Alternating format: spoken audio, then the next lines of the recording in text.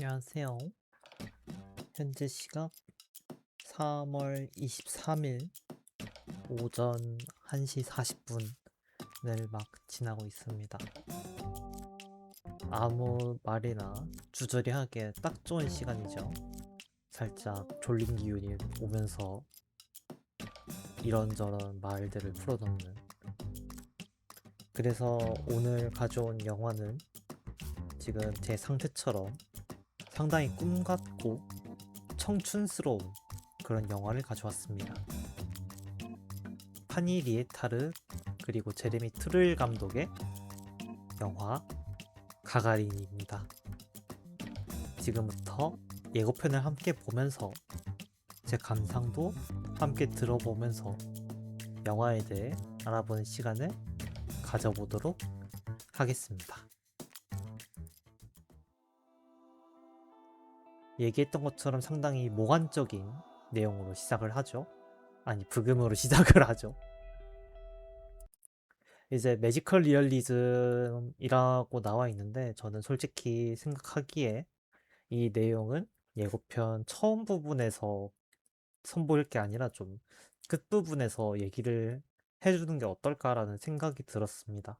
전반적으로 영화 내용이 초반부랑 중반부에는 좀 리얼리즘으로 가다가 후반부에 매지컬 리얼리즘을 아주 인상적으로 전개를 해서 영화 전체의 분위기를 휘어잡는 그런 느낌이었기 때문에 예고편도 이거랑 마찬가지로 매지컬 리얼리즘에 대한 내용을 뒤로 밀었으면 어떨까 싶네요. 네. Je t'ai ramené les deux là. Ils ont besoin de matériel.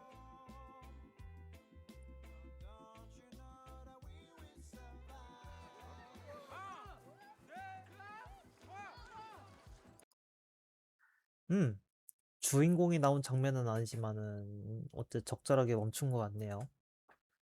이제 가가린이라고 한다면은 대부분의 사람들은 최초의 우주 비행사인 유리 가가린을 떠올리겠지만 여기에서 가가린은 그 사람의 이름을 딴 아파트, 가가린 아파트를 뜻합니다. 주인공인 유리는 이 가가린 아파트에서 살고 있고 그리고 여러 주민들과 교감을 나누기를 좋아하는 그런 외향적인 청소년이에요. 음. 근데 문제는 가가린 아파트가 상당히 노후화되어 있기 때문에 철거 문제에 좀 시달리게 됩니다. 그래서 유리는 이 아파트를 고쳐 나감으로써 그 아파트의 철거를 막으려고 하고요. 이 부분이 이제 전반부의 내용입니다. Je t'ai ramené les deux là. 네, Ils ont 이렇게 besoin de 고물상을 matériel. 통해 가지고 재료를 얻는 모습이죠. 아까 얘기했던 것처럼 주민들과 교감을 하는 장면입니다.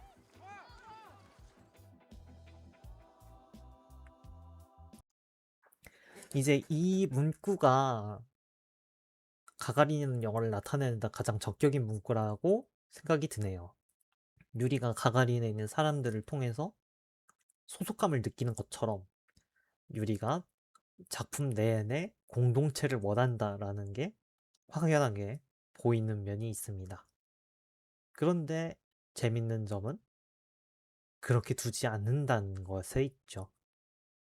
뒤에서 얘기를 하겠지만 유리에게는 가족이라는 공동체도 없고 친구와는 사이가 멀어졌으며 아까 얘기한 것처럼 가가리에는 철거할 위기에 처해 있고 그리고 나중에 연인을 만나서 행복한 시간을 보내긴 하지만 그마저도 현실의 벽에 좌절하게 되는 그런 의미에서 유리라는 인물이 얼마나 공동체에 대한 향수와 열망이 많이 차 있는 인물인지에 대해서 제대로 설명해 주는 그런 좋은 캐치프레이즈라고 생각이 드네요. 이제 가가린이 해체될 수밖에 없는 이유 많이 낡았고 좀 꽝 많이 낡았고 재난 대피 시설도 좀 충분하지 못한 상황이었기 때문에 영화를 보시게 되면은 아 이거는 철거할 수밖에 없겠구나 하는 현실의 아픔을 조금 더 확실하게 볼 수 있었습니다. 그러면 유리는 아파트 철거가 결정나고 나서 어떻게 했을까요? 그 철거된 아파트에서 그냥 삽니다.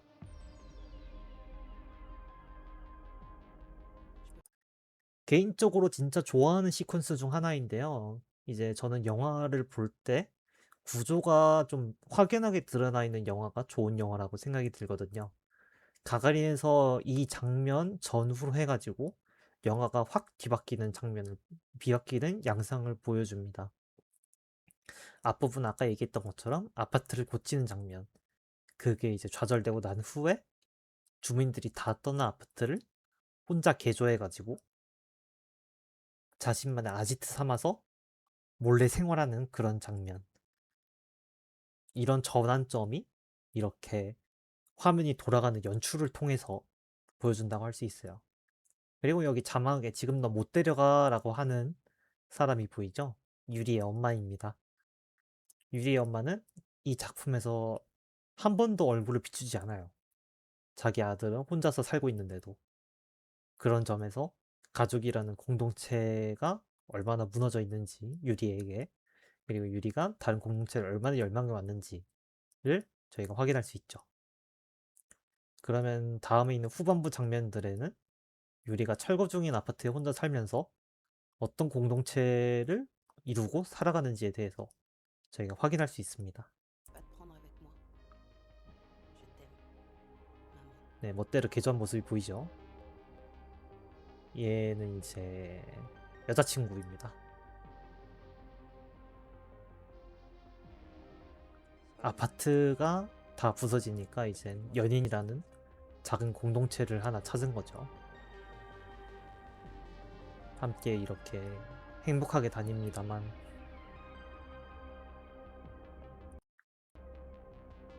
짠!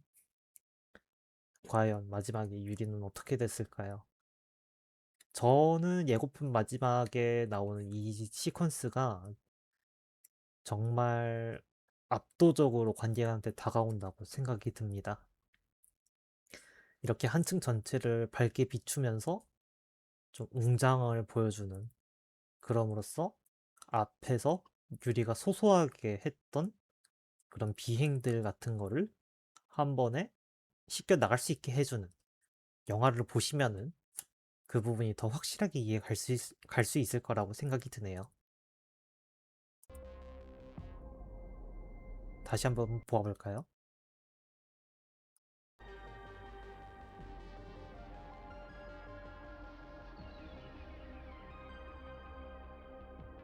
번쩍이는 건 하나만으로도 영화를 볼 가치는 충분하다고 생각됩니다. 네, 아까 얘기했던 매지컬 리얼리즘에 대한 내용이 여기서 나오죠. 이렇기 때문에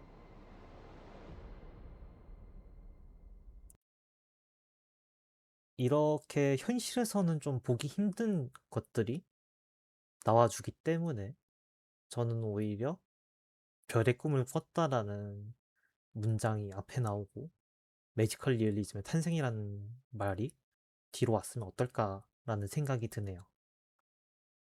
그래서 맨 마지막에 유리가 어떤 선택을 하고 어떤 행동을 보이는지에 대해서 여러분이 한번 직접 봐볼 수 있는 기회가 된다면 좋을 것 같습니다. 네. 가가린 예고편만 가지고 얘기하는 가가린 이야기는 여기까지였고요. 원래는 여기서 끝낼까 했는데 기존에 했던 말이 생각나서 이 상태에서 조금만 더 덧붙이겠습니다. 제가 이 영화를 봤을 때 눈이 내리고 있었습니다. 그때 집에서 그렇게 먼 거리가 아니어가지고 눈이 오는 거를 맞으면서 돌아가고 있었습니다. 근데 그때 충장로에서 재개발을 해가지고 상가 쪽이 다 비워지고 테이프 쳐져 있고 그렇더라고요. 그런데 저 멀리서는 지어지고 있는 거대한 아파트가 하나 보였습니다. 되게 아이러니하다는 생각이 들었어요. 고장난 아파트를 해체하면서 그런 영화를 보고 왔는데 저는 지금 재개발과 다시 올라가고 있는 아파트의 모습을 현실에서도 지켜보고 있구나.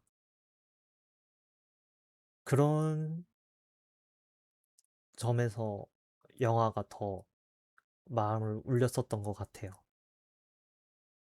그래서 제가 이 경험을 얘기하기 위해서 이런 뻘짓거리를 하고 있는 걸지도 모르겠고요.